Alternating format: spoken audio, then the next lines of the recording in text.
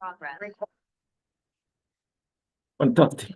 Good evening, good morning, good afternoon, everybody. Welcome to today's session of Health Seminar. Today we are gathered here to talk about a very, very interesting topic, going by the name, the hidden disease. And this is a disease that has caused havoc in people's lives.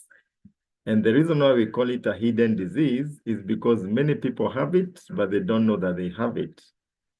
And personally, it is part of my journey. I'll be sharing my story a little bit as I go along, so that you can see how it fits in very well. Now, recently, about 3 months ago, I was in this situation whereby I was feeling very tired, very fatigued, and I was taking my supplements, but nothing seemed to be happening. I was still feeling very fatigued. I had developed this belly, which had become a cause of discussion in the family, my wife and my kids. And they were poking, making fun at it. And I was getting very hungry. I get to town and I have eaten breakfast. I get to town, I'm very hungry. I'm looking for something to eat. I eat, and 2 hours later, I'm hungry again. And I wondered what was happening. That wasn't like me. And then in the evening, I would have migraine headaches. And I wondered what on earth was happening to me. And being in the wellness space, I decided to do some bit of research and try and see what is this that could be bothering me. And in my course of my research, I stumbled on, I will say stumbled because I didn't know much about it before. I stumbled on this disease that is affecting more than 80% of the population has it. But the third part is they don't know that they have it. They have it, but they don't know that they have it. And the fact that they don't know that they have it doesn't mean that it cannot become fatal. It can and it does become fatal later on. And most people get to realize they had it when it is already too late. Now, which disease is this? It goes by many names, but some people call it insulin resistance. Some people call it insulinemia. Either way, it is heightened insulin levels in your body that actually interfere with so many other things in your body and can actually become fatal if not taken care of. And it can also bring other diseases that you did not have to your body. Now, you may ask me, what is heightened insulin and what is insulin? Now, insulin is a hormone. Insulin is a hormone that is produced by your body, and it is usually produced to digest sugars in your body. When you eat food, your sugar levels are raised, and insulin is secreted by the pancreas. It takes the sugar and turns it into energy, and in many cases, stores it as fat. Yeah. Now, your body or your insulin can use two sources of energy. It can either use carbohydrates or it can use fats, the fats that are stored. Now, the option that your body uses depends entirely upon you. And that is why it becomes very, very tricky. Because if you are eating foods which are high in carbohydrates, then carbohydrates are taken by your body and they are turned to sugar immediately. When you wake up in the morning, you eat your chapati and tea, you have a teaspoon of sugar, 2 teaspoons of sugar in there. 10 o'clock, you take mandazi and something else. Lunchtime, you eat your chips. At 3 o'clock, you're taking a snack. In between, you're snacking in between. And in the evening, again, you eat your ugali and then you go to bed. You find that as you're sleeping, your insulin levels go haywire. Your sugar levels are high and your insulin levels, which is produced to counter the sugar levels, is also very, very high. Now, when this situation continues for a long period of time, 5 years, 10 years, then you find that now your body is on a constant insulin high. And when your insulin levels are very high, then your body is not able to burn the stored fat to produce energy. Instead of burning fat to produce energy, it picks the carbohydrates that you're giving it and keeps on piling in on the fat, on the visceral fat that you already have. And this is actually what had happened to me, because I developed a pot belly, and I was eating, but I was feeling fatigued, I was feeling tired. I mean, I was keeping, actually, I was very disciplined. In the morning, I wouldn't eat breakfast until 1 o'clock, but I would still feel, I would not lose any weight. Instead of losing weight, I was gaining weight, because my body was on a fat retention mode rather than fat burning mode. Because, why? My insulin levels were too high. And getting into insulin resistance and what it can cause for you, and what are some of these symptoms, because I said that 80% of people on this call could be having insulin resistance, but they are not aware. It is important for us to look at what are some of the symptoms that people who are having high insulin or elevated insulin levels have. And I'm going to go through them, and I want you to do yourself a self-test and just be very honest with yourself and see how many of these symptoms do you have or are you having currently? Because I guarantee you one thing, that if you have 2 or 3 of these symptoms, chances are high that you are insulin resistant. And if you're insulin resistant, if you don't take care of it, if you don't take corrective measures, then it might lead to other diseases that I'm going to talk about just now. So what are some of these symptoms? Number 1, cravings for sugar and salt, where you're always feeling that you want to eat sugar and add salt to your food. Number 2, inability to lose weight. You've been skipping meals, you've been going to the gym throughout, working out, but you're not losing weight. You're still maintaining the same weight, or even adding, like I was adding. Constantly hungry. That was me. I was always hungry at any one time, and I always wanted to eat something. Constant thirst and frequent urination. You go to the toilet frequently, and you still want to urinate some more, and you're always thirsty. Yeah. Now, this one is major. The skin also has a way of telling you whether you have insulin resistance, or in some cases, they call it insulinemia. Skin tags. Now, I have one over here, but these are growths that usually occur on your face. Sometimes they occur on the chest for some people, but usually on your face, and they are black things.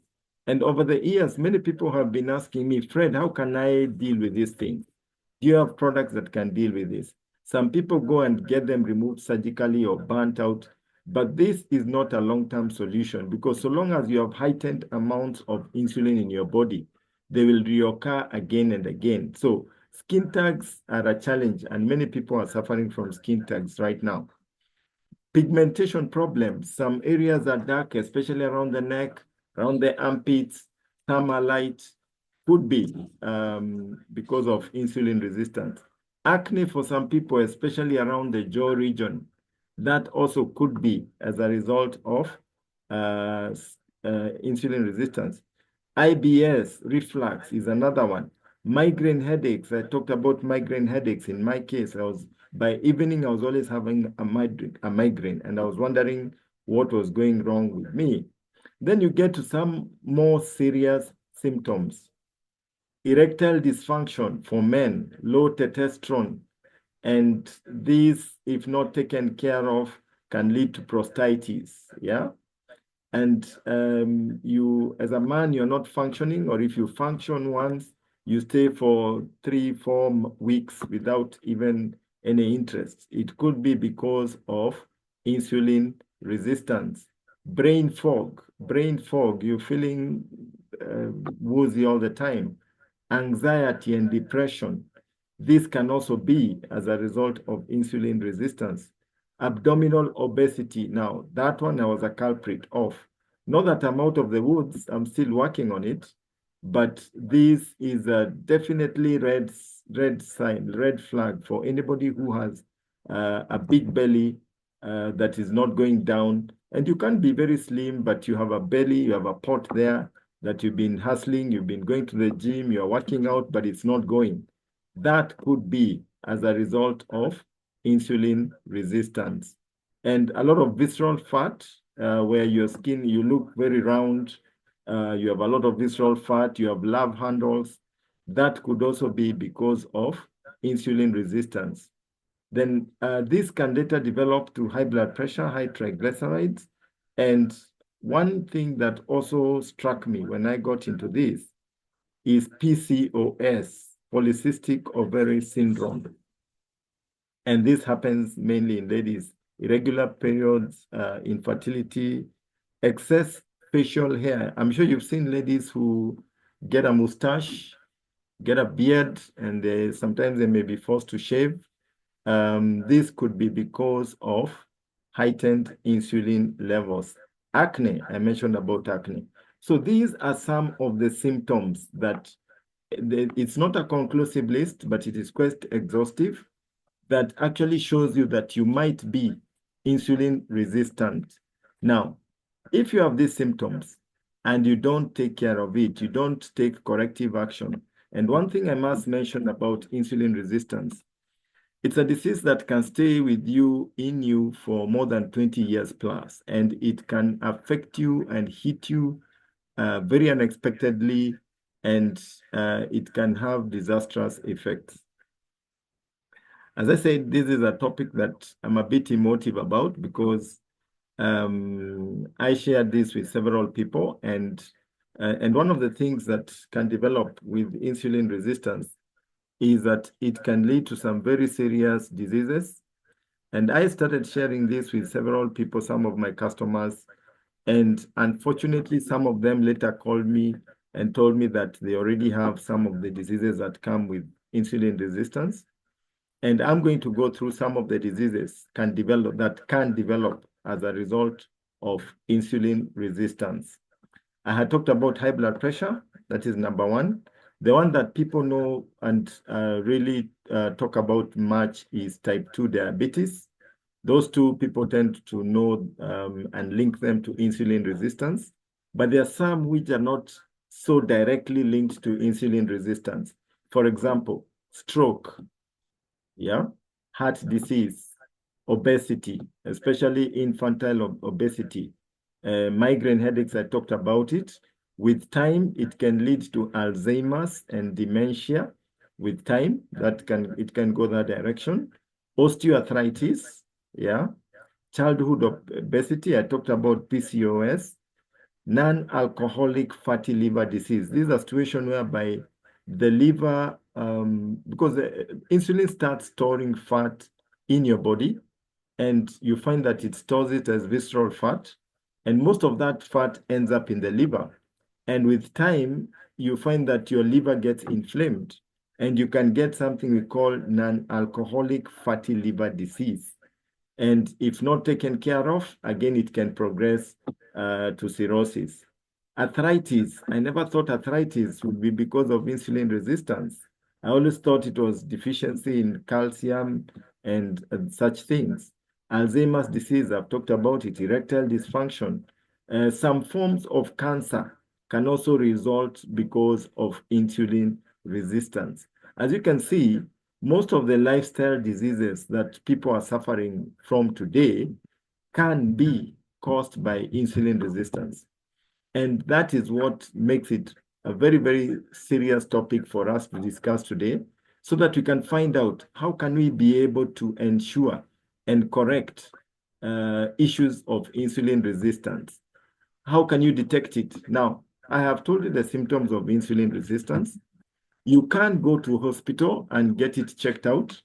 Unfortunately, most of the time when you go for a medical checkup, the medics don't really check. They check your sugar levels, they check your pressure and other variables, but they don't actually check your insulin levels.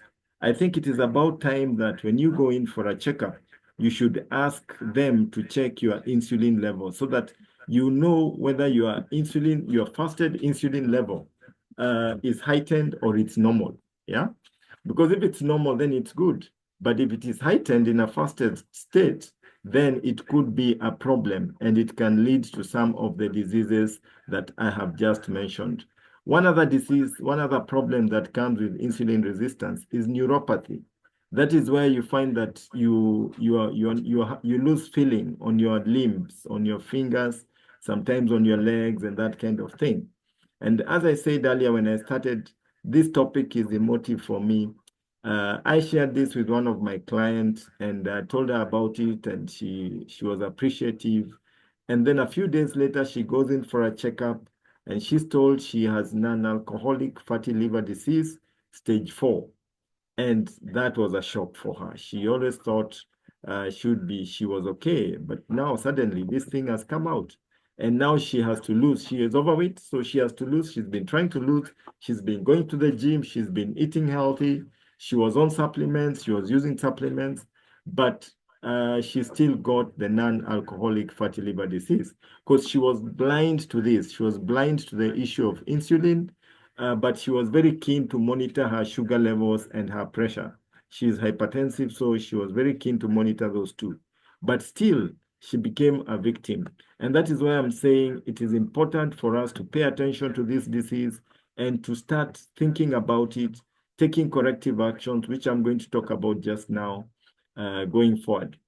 Now, one of my distributors, one of my very strong distributors, and I know he's probably on this call, and I know he wouldn't mind me sharing his story, um, was diagnosed with, not really diagnosed with diabetes. He had some heightened sugar levels some time back in 2008.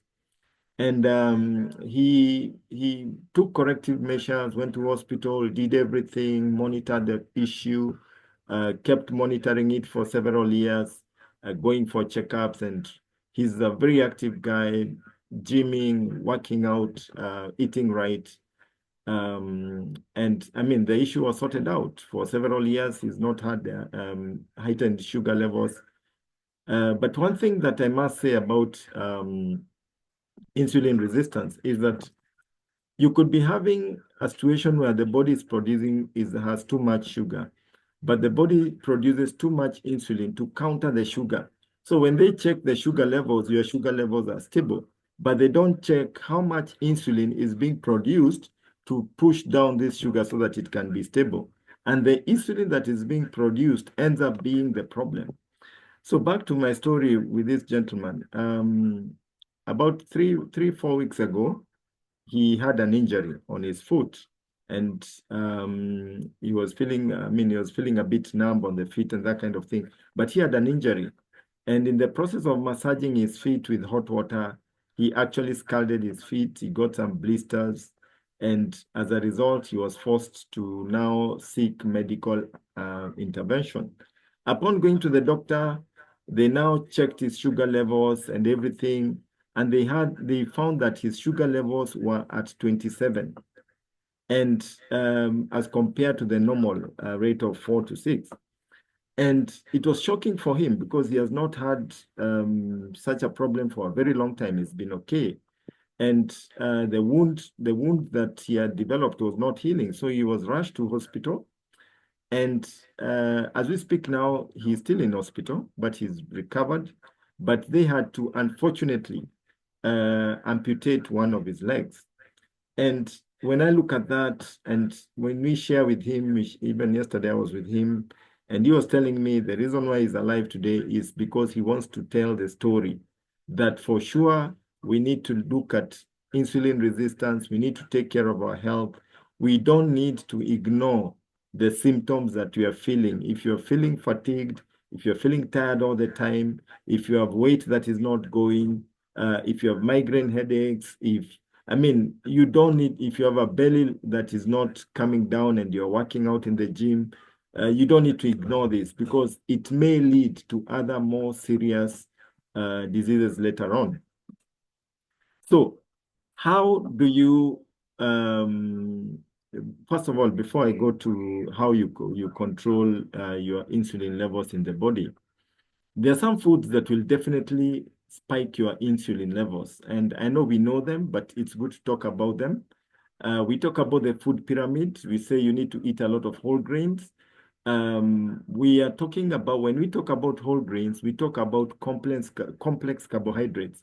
We are talking about brown ugali, brown chapati, brown rice, By the way, rice is very notorious for spiking your sugar levels.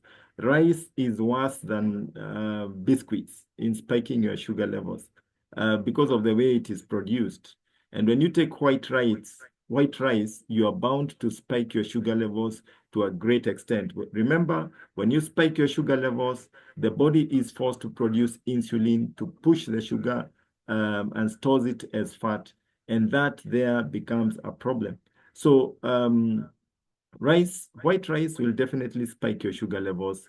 White ugali, white chapati, white bread, chips, the seed oils that you're taking today, they actually fuel this problem of insulin resistance.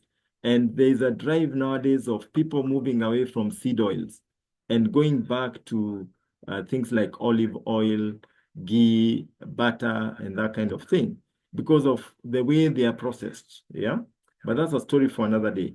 But suffice it to say that when you are taking simple carbohydrates, when you're taking your pizzas, your burgers, and all these things, then you're predisposing yourself to too much sugar in the system, which then forces the body to produce a lot of insulin to deal with the sugar. When you're snacking in between meals, when you're taking your tea, then you take a snack. At 10 o'clock, you take some chocolate. You have sweets in the bag all the time. You are eating in the course of the day. Throughout the day, you are eating. You're not giving your body a chance to lower your insulin levels. And the body keeps producing more and more insulin. And you're running towards insulinemia or insulin resistance. And the diseases that I've mentioned will start cropping in because of that situation. And it all starts with your skin. I've mentioned that you might end up getting skin tags. You might end up getting other problems that come with it. So let's look at what are some of the risk factors of insulin resistance. I talked about obesity. I talked about a sedentary lifestyle. No, that one I had not mentioned, but it plays. Smoking. If you are 45 years and above, you are more likely to get insulin resistance. If you have a parent or a sibling in your family who has ever had diabetes, you are more prone to it. If you have heart disease, if you have high BP, if you have high cholesterol, if you have a history of a stroke in your family. And then there was this symptom which actually shocked me. If you have sleep apnea, if you're a guy who snores at night, I think I'm a victim there. I've been accused of snoring, and that actually is one of the symptoms. Then you have a chance of actually going that direction. Then if you're eating a lot of high carbohydrates, then you also run a risk of getting insulin resistance. And one very interesting thing that I stumbled upon in the course of my research is that when you're expectant as a mother and you start taking too much soda, taking too much processed foods, you actually you find that the sugar levels in your body are raised. And this tends to go to your fetus. And you find that the fetus is then exposed to high sugar levels, and this forces the fetus to start producing heightened insulin. And after birth, the child may have excess insulin levels in the body. So you can actually give birth to a child who is insulin resistant. And this then leads to other problems because one of the things that can happen to this child, and I'm sure you've seen it, is that the child can always be irritable, crying all the time and that kind of thing. And then we tend to give them a lot of sweets, which actually heightens their insulin levels. Difficulty in feeding. The child may not be interested in food. The child may be lethargic and fatigued. And I found that to be so amazing right there. And this can then lead to childhood obesity, which can come later in the life of the child. And I realized at once there that, yes, you can actually, what choices have consequences. I know many people who say, oh, I'm pregnant, I have cravings, I'm craving soda, I'm craving many sweet things. You really need to be careful because cravings are usually associated with deficiencies. And you need to check what deficiency do you have? What supplement do you need to take to kill this craving? But taking too much soda again, taking too much sugar, taking too much processed carbohydrates can predispose your child to being obese, to having too much insulin, and all the diseases that come with it. Now, let's look at how can you resolve insulin resistance or how can you protect yourself? If you have any of the symptoms, or if you don't even have these symptoms, but you want to ensure that you don't get to a situation where you have insulin resistance, then what should you do? There are a few things that you can do. The first thing is that you need to start checking out your diet. And the following is a good recommendation. Eat good fats. Eat good fats. The good fats that we know are the omega-3 oils, very good fats. Things like avocados, they give you very good fat. Eat foods rich in fiber. Fiber is available. You can get the plant fiber. You can get fruits. Most fruits have very good fiber in them. But eat foods high in fiber. Then eat good protein. We are talking about grass-fed or kienyeji chicken. We are talking about kienyeji cows or kienyeji beef, goats, and that kind of thing. So we are talking about FFP, fat, fiber, and proteins.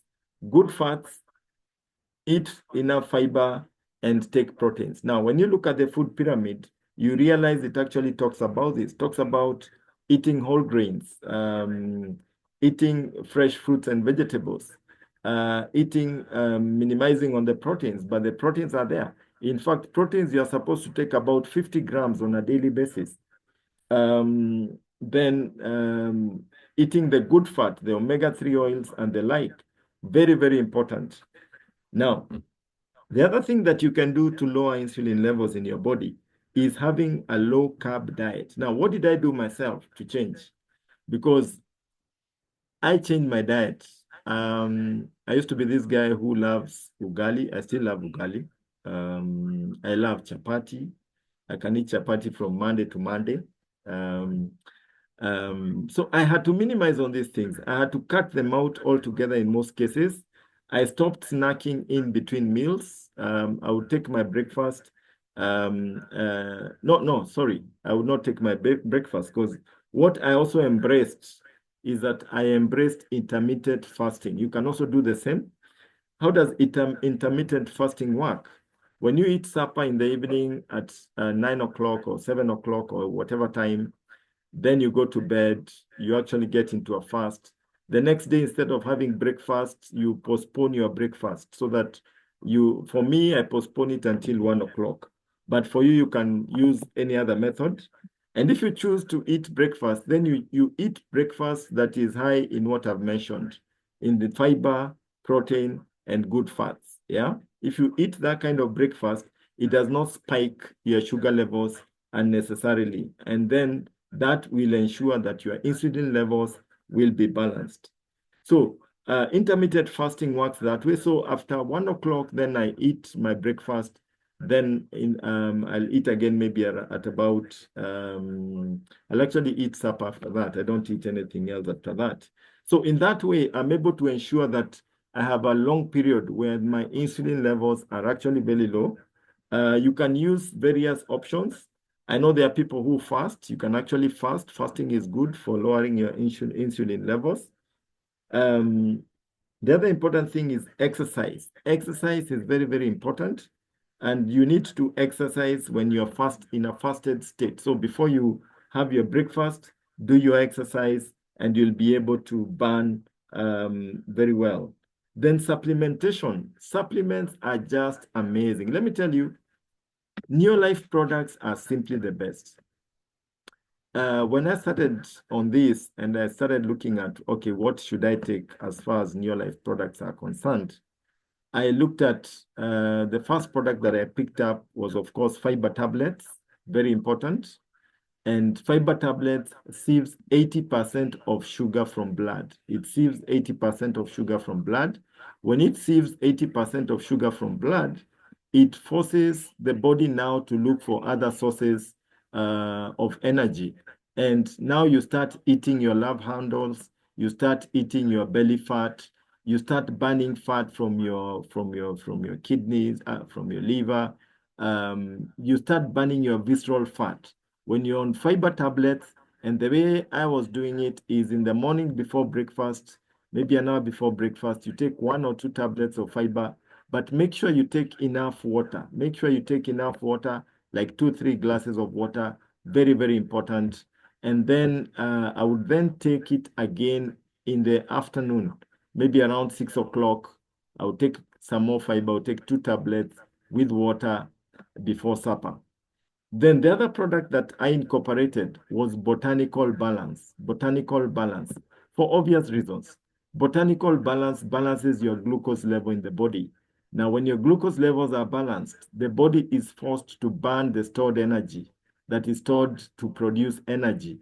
And that means that you'll start losing some weight. Yes, it happened to me. I was able to start wearing some jackets and some shirts that I had stopped wearing because they had become too tight. My face had become very round, so it started changing and getting back to what it was before. So botanical balance is amazing. Now, when I looked at botanical balance, and this is one thing that really amazes me about neolife scientists, is that they are way, way, way ahead as far as nutrition is concerned. When you look at the container of botanical balance, it actually says it lowers insulin levels in your body. So they knew and they realized that heightened insulin levels are disastrous to your body. And that is why they developed a product that actually lowers insulin levels in your body.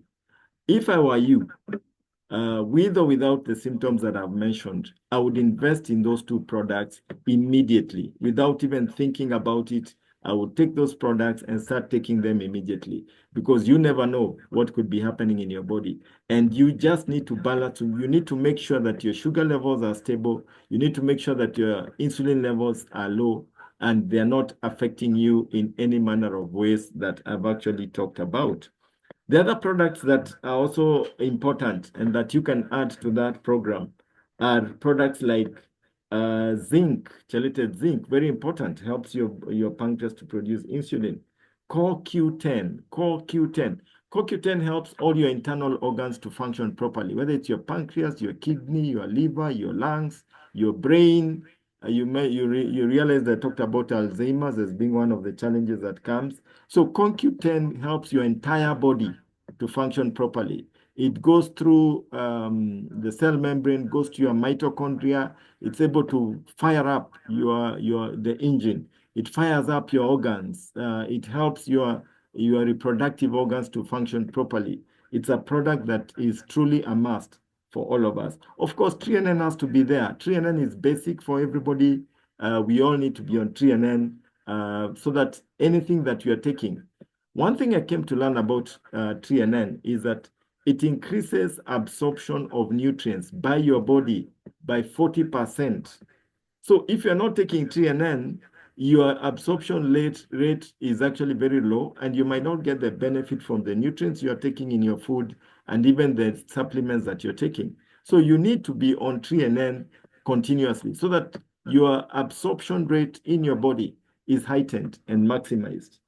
Now, the last product that I would mention in that case is, of course, Neolife Shake. Neolife Shake. Neolife Shake has fiber in it. It has good protein in it.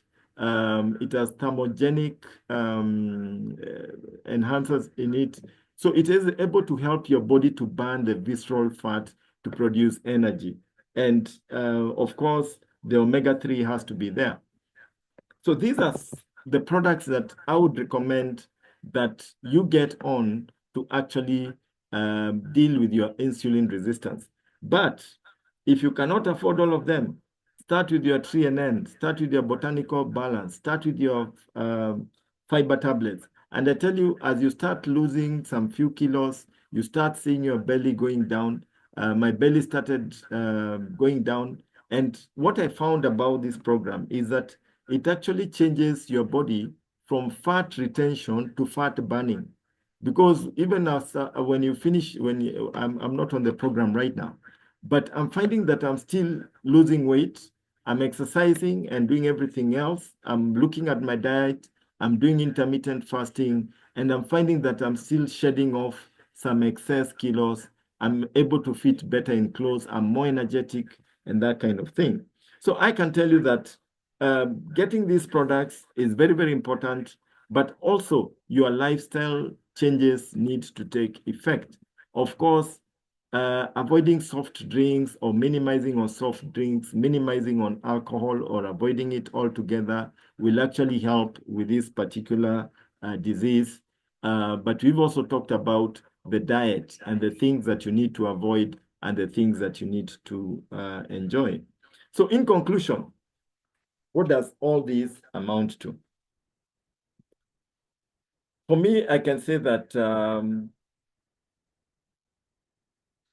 this knowledge that I've gotten rather recently has really impacted the way that I'm doing my business today. Because when people come and ask you, what should I take for this? What should I take for that? And you recommend this and the other. And I'm finding, because of the knowledge that I've gotten, that most of the times my recommendation has to include botanical balance. It has to include fiber tablets as a basic minimum in most of my recommendations, not for everybody, but for a majority of people.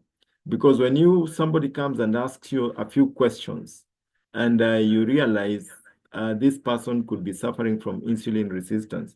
And some of the time you just look at their skin and you can see they have skin tags on their face, or they have a belly, they are overweight, they are struggling with weight. And you realize there are chances that this person could be suffering from heightened insulin levels. And no matter which program I give them, it may not be beneficial for them. Even if it is a weight loss program, it may not be beneficial for them. First, I need to revert to change this to lower insulin levels in their body. And that is why I'll make sure I put botanical balance and fiber tablet as part of the program that they are taking. And then I add all the other products that they need so that they can work concurrently, so that this one is lowering insulin and the other products are doing what they are supposed to do, so that this person can be able to be assisted. He can be able to get the benefits from the supplements and also get value for money. Yeah. And another thing that this has meant for me is that we really need to be intentional in the way we are eating our food. Don't just eat. Don't wake up and eat. Don't keep on eating all the time. Don't eat throughout the day. Give your body a break. Take a break. Let the body settle down. Let the body give 2-3 hours of fasting in the course of the day, so that your insulin levels can come down. Because as you keep on eating all the time, then you are predisposing yourself to heightened insulin levels, which can be disastrous. So you need to really manage the way you eat your food. Again, even for the children, you need to ensure that their diet is healthy. They're not eating sweets throughout the day. They're not eating sweets, cake, the soft, nice food out there.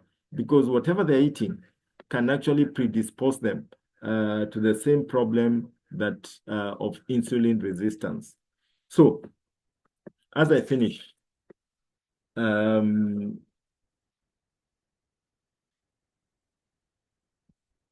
can say the good thing is that these are diseases that you can finish off with your lifestyle changes, with diet. Neolife has a supplements that can actually sort you out very nicely. And to the distributors, I want to tell you, don't just be a salesperson, be a consumer. If there was a time that you needed to become a consumer of these products, is now, because right now you need to start using these products so that you can be able to protect yourself from disease, and you'll actually be able to enjoy your journey on this earth. So as I finish, I'm just looking at the chat here to see if there are some questions.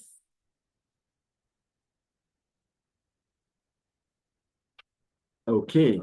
So as I finish, I want to tell you guys, it's been great chatting with you. Get yourself botanical balance, get yourself fiber tablets on top of the other supplements that you're using. Don't forget the other supplements, but don't forget those two products at the basic minimum. If you cannot get the CoQ10 and everything else, make sure you get the botanical balance and the fiber tablets. Start balancing your sugar levels. Check out how you are eating your food. And what are you eating? What are you eating, and how are you eating your food? And start and do some investigation. Start studying, start researching on this issue that I've just raised right there. Let's keep the conversation going. I tell you, you'll get a lot of information which will actually help you in your day-to-day activities. Otherwise, it was great chatting with you guys. We are coming to the end of our session. And behind these products, behind this opportunity, behind this, there's a great, great opportunity to make money. I came in to make money, but I discovered health. I got excited about health, and that is why I'm here to share with you about health. But if you're here and you're a guest and you want to access the products, talk to the person who invited you.